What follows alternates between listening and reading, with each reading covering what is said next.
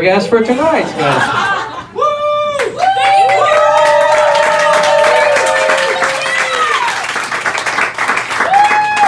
My name is Sydney Park. I'm going to be your host for the evening. Now, a few quick notes. All of the money that you have donated will go towards Children's Miracle Network hospitals. That little box that that woman is shaking right there. And that goes towards supporting the pediatric hospitals in the New York City metropolitan area. So give yourselves a round of applause. As a note, please be reminded that there is a 2-drink minimum in the Cabaret Theater, so I hope you all have your orders in. Speaking of which, I hope you are all at least 1 drink deep into your 2-drink minimum, because we are about to welcome our very first comedian to the stage. Please put your hands together for me.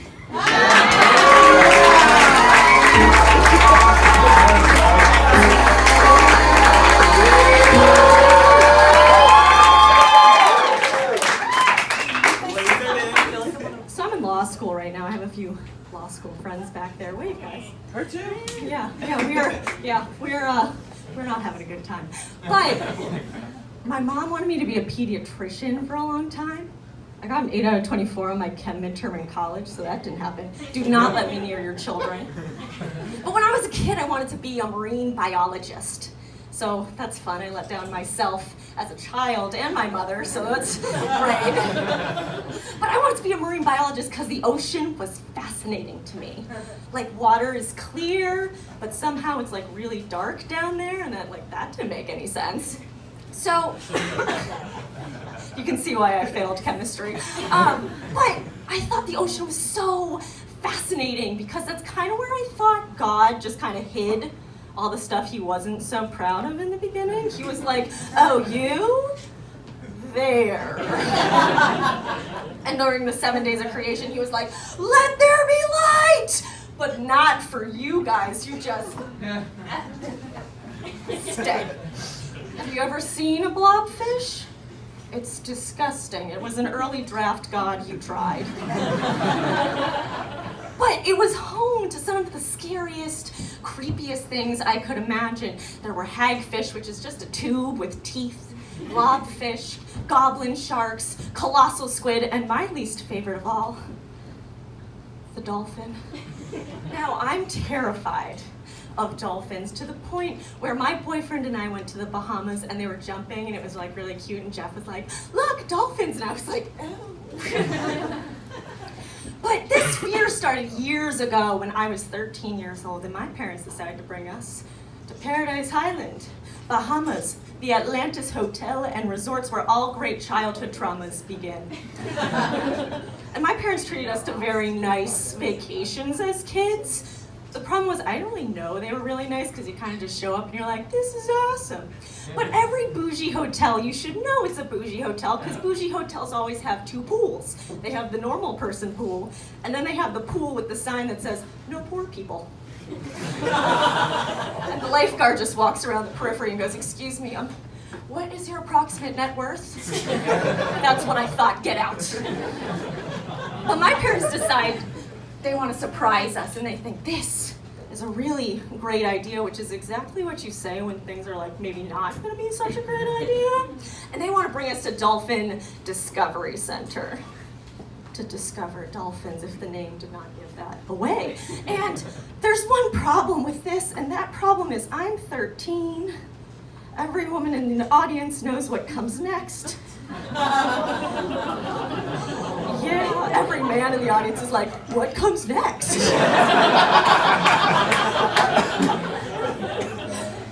I have gotten my period for the very first time. Now, if you have not finished your 2nd drink of your 2-drink minimum, now is a really good time. But I've got my period for the first time, and it's very jarring getting your period because you spend your whole childhood thinking there's only 2 holes down there. Surprise, there's 3, and one of them blood comes out of it monthly, and sometimes also a baby. And my dad gave me and my twin sister the sex talk when we were little, and he did it the Socratic method way, which is when you ask questions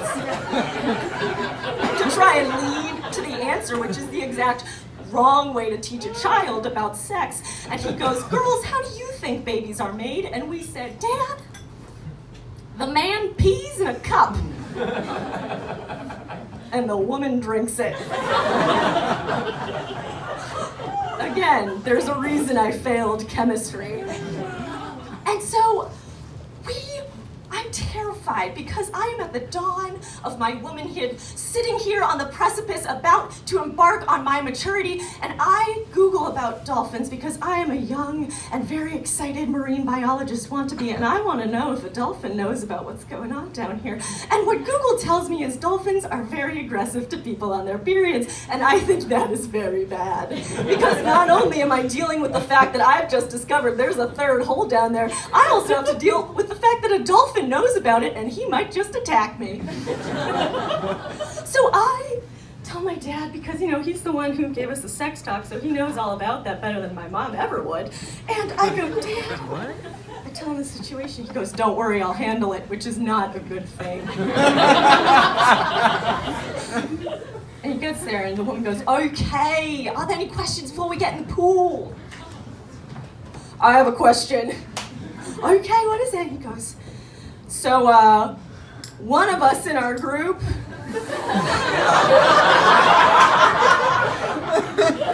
is on our period. And I won't say who, but it's not me. Oh no! Don't worry about it. Dolphins are not aggressive to people on their periods. Sigh of relief.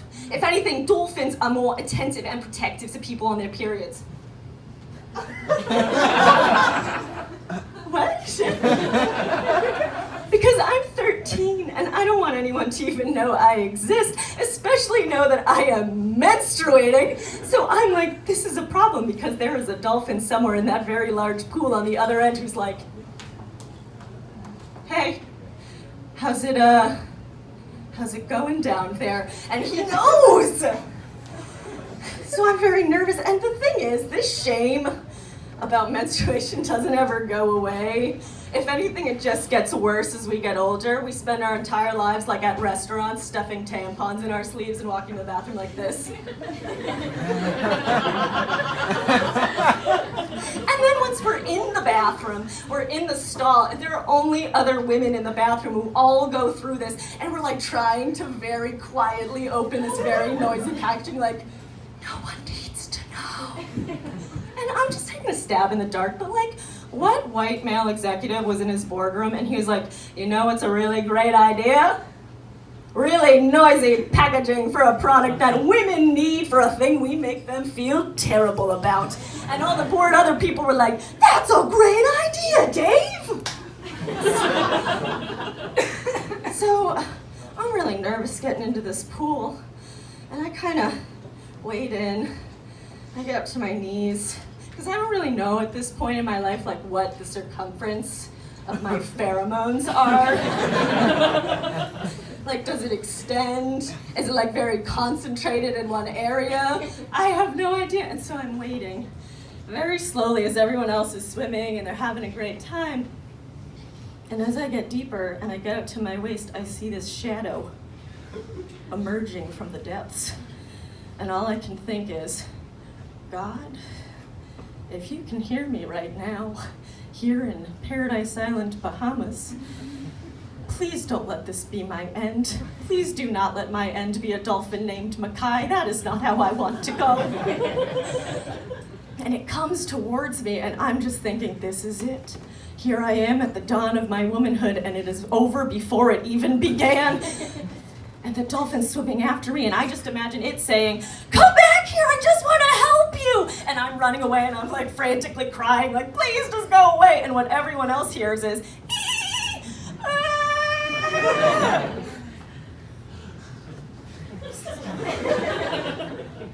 So I've been afraid of dolphins for 10 years, and I've had my period for about 10 years. It's okay, you can clap, that's an accomplishment. Thank you. Yeah, every woman who has her period deserves an applause because it is not a pretty sight.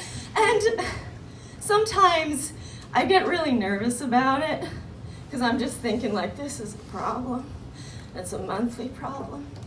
And sometimes when I'm laying awake at night, during those monthly cycles, and I'm just like awake, because that's what happens when you are on it and are also have a completely irrational fear of aquatic mammals.